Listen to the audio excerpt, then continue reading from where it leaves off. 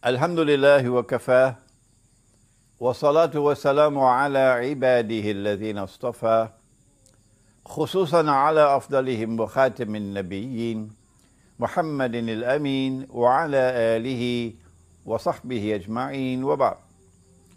We greet you from a little village up in the mountains, Bumilangit, outside of the Indonesian town or city of Yogyakarta. And we greet you with Assalamu alaikum wa rahmatullahi wa barakatuh, wherever you are in the world, as we seek to address you tonight on the subject of relations between the Shia and the Sunni. We know, in consequence of our study of Islamic eschatology or ilm akhiru zaman, we know that Dajjal has a master plan at work. And he's pursuing that master plan of trying to foment and to ignite Shia-Sunni civil war in the world of Islam.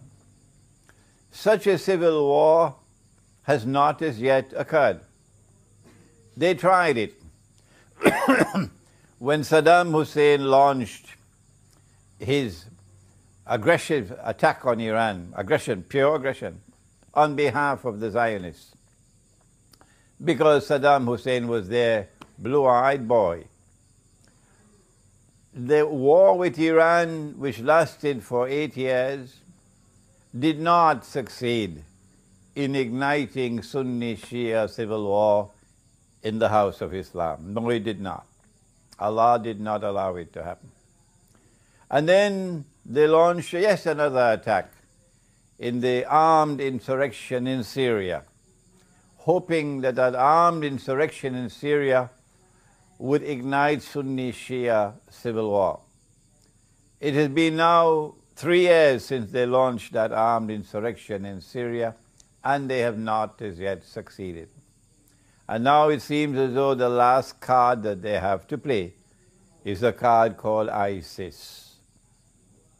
This bogus jihad being launched in northern Iraq and northern Syria by these people who say they're going to reclaim the Khilafah or the Caliphate. Doing it, of course, with Zionist money, doing it with Zionist weapons, doing it with Zionist training, and of course, Turkey is a member state of NATO, and all of us know that NATO is the military arm of the Judeo-Christian Zionist alliance. Will they succeed with ISIS in igniting Sunni-Shia civil war in the world of Islam?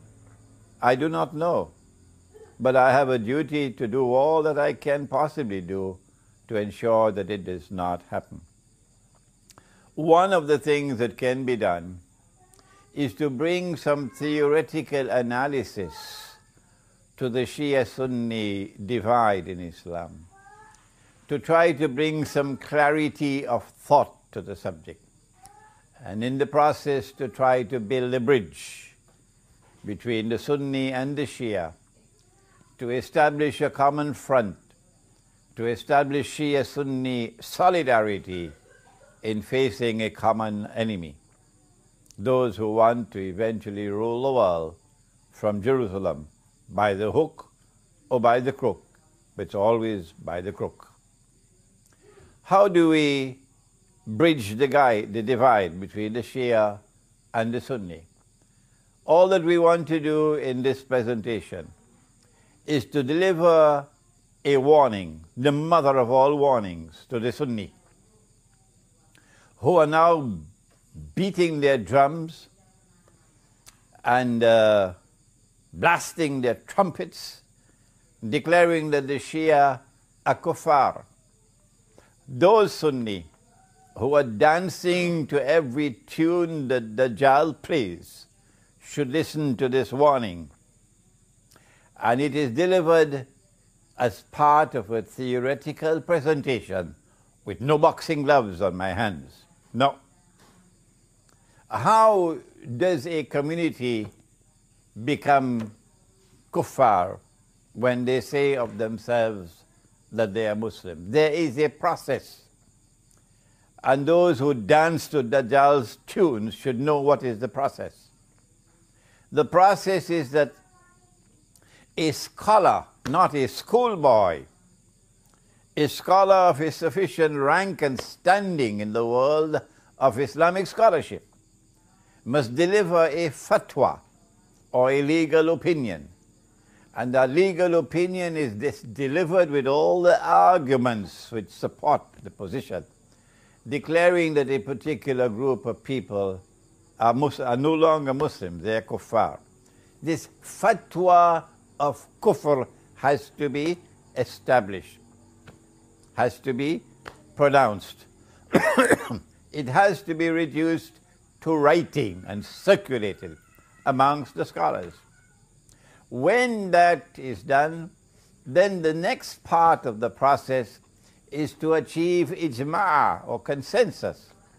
Consensus, first of all, amongst those who are qualified to offer an opinion on the subject. People of knowledge, not schoolboys. We have never had ijma' in this ummah that the Shia are kuffar. We have had ijma' that the Qadianis, the supporters and followers of Mirza Ghulam Ahmad, the false messiah, they are kuffar. There is ijma' on that.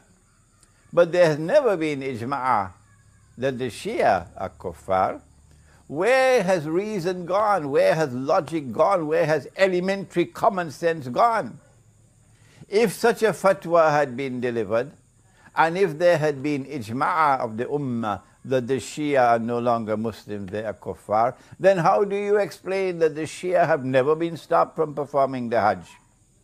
There have never been demonstrations arguing that the Shia should not be allowed to perform the Hajj. Up to this miserable day, up to this day, miserable because of the drum beating of these people who are saying that the Shia are kuffar. If you say of a Muslim that he is kafir, and he is not kafir, you become kafir, said the Prophet ﷺ. You become a kafir. So I want to deliver the mother of all warnings to those Sunnis who are beating the drums of war against the Shia, to those Sunnis who are dancing to Dajjal's tunes. Why? Because Dajjal wants to ignite Sunni-Shia civil war in the world of Islam at this time, but they cannot understand that. They have eyes and yet cannot see. They have ears and yet cannot hear. They have hearts and yet do not understand. Allah says of such people, "Ulaika kal an'am," they are just like cattle. They're just like cattle. Bal hum adal, rather they are more misguided than cattle. My words are strong. My words are bitter. Yes, I know, but I have to speak like this because the house of Islam is threatened now with civil war. And so I say to them, come on and deliver the fatwa. Get a scholar of some eminence to deliver the fatwa. Let us see the fatwa. Bring it forward. And then let us see whether you can get ijma' al-ummah on that bogus fatwa. Bogus because it's a long time now since the Shias have been here. It's more than 1,000 years now. You had a long time to give that fatwa. Having spoken those words very sternly to those Sunni who are beating the drums of war, particularly in the Arab world, against the Shia, it is now time for us to deliver a warning to the Shia as well.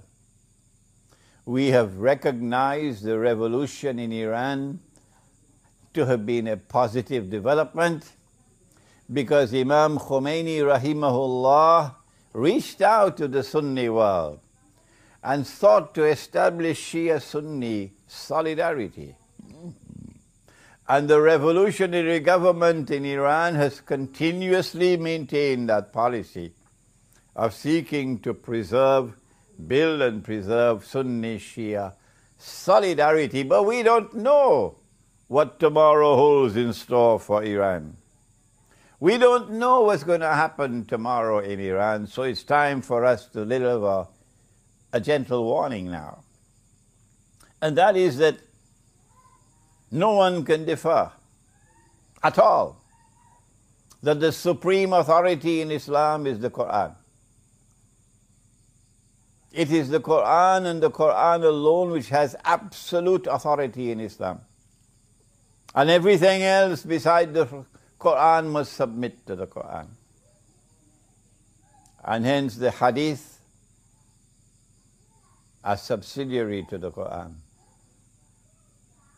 If a hadith is in harmony with the Quran, then it joins the Quran in building the world of knowledge. If a hadith is not in harmony in the Quran but not in conflict with the Quran, then that hadith is still acceptable but at a lower status. And if a hadith is in conflict with the Quran, then we say it is the Quran which must prevail. Has anyone challenged this? Is this methodology capable of being challenged? No. It makes sense. It is the truth. And that is that the Quran is the absolute authority in Islam. And no hadith has the status of the Quran. And so you cannot build a theory. You cannot build a belief system in Islam based on hadith. It has to be built on the Quran. And the hadith are to be used to support the Quran. Does the Quran deliver in language which is plain and clear? Does the Quran deliver that which supports the theory of the Imamat?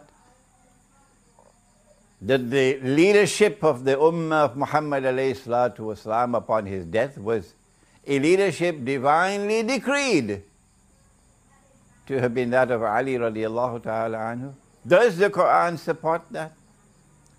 Does the Quran support the belief that succession to leadership by divine decree is restricted to the house of the Prophet alayhi salatu wasalam? Does the Quran support that in language which is plain and clear? You cannot interpret the Quran to build a belief system. No. The Quran has ayat which are muhkamat and ayat which are mutashabihat. But the Quran declares about the ayat muhkamat that they are ummul kitab. So belief systems have to come out of ummul kitab, from the muhkamat, not from the mutashabihat. So you do not interpret a verse of the Quran to come and convince me that the Quran has appointed to Ali radiallahu ta'ala anhu as the successor of the Prophet alayhi salatu wasalam. No. If you cannot use the Quran to demonstrate plainly and clearly the theory of the imamat, that the leadership of the Ummah alayhi salatu wasalam is divinely decreed to be from Ali radiallahu ta'ala anhu and restricted to the house of the Prophet alayhi salatu wasalam, then you are shaky, you are on shaky foundations. You do not divide yourself from the Sunni over this issue. No. The Quran must unite us, not divide us. And do not use the hadith to create a new sect. And so we urge you never, never, never to say of Abu Bakr Siddiq or Umar Farooq or Uthman Ghani radiallahu ta'ala anhum that they were usurpers. You have no authority to speak such language from the Quran. If we are able to agree on these two issues, that a fatwa of kufr has to achieve ijma' before a people can be recognized to be kuffar, and that has never happened in the case of the Shia. And if we can agree on this second point, that the Quran is the only absolute authority in Islam, the only one, and that the hadiths are there to support the Quran and to submit to the Quran and to be subservient to the Quran, they do not have equal status with the Quran. And if we can further recognize that the Quran does not provide a foundation for this theory of the Imamate, then we know that it is possible for us to build a bridge between the Shia and the Sunni, a bridge with integrity in it, that the Shia and the Sunni can both hold fast to the Quran, and the Quran can unite us, and the enemies can grind their teeth in frustration. If you have a better theory than this, if you have a better approach than this for building Shia-Sunni solidarity, please come forward and give voice to it and articulate it, and I love to hear it. This is my humble contribution at this critical moment in the House of Islam. A humble contribution for bridging the divide, the Sunni-Shia divide, for building Sunni-Shia solidarity to face the common Zionist enemy, to building Shia-Sunni solidarity in order to prevent Dajjal from achieving his master plan of igniting Shia-Sunni civil war in the world of Islam. Before I end, need I remind you that there's only one Muslim country in the world today which is a nuclear power, and that's Pakistan. Need I remind you that Israel cannot rule the world? No, so long as any Muslim country has nuclear weapons. Need I remind you that the plan is that Pakistan must be denuclearized by the hook or by the crook? If they do not want to wage a nuclear war with Pakistan, then how will they succeed? The answer is they've got to attack from Pakistan from inside and get Pakistan to break up from civil war. And need I remind you that if our enemies succeed in igniting Shia-Sunni civil war in the House of Islam, that's goodbye to Pakistan. Pakistan will not survive. You don't need a PhD to understand that. I hope these words of mine will reach the Shia and the Sunni, and that these words of mine may germinate. And tomorrow we'll have fresh thought on how we can bridge the Shia-Sunni divide in the world of Islam and build solidarity against the common enemy. ربنا تقبل منا إنك أنت السميع العليم وتب علينا يا مولانا إنك أنت التواب الرحيم برحمتك يا أرحم الراحمين.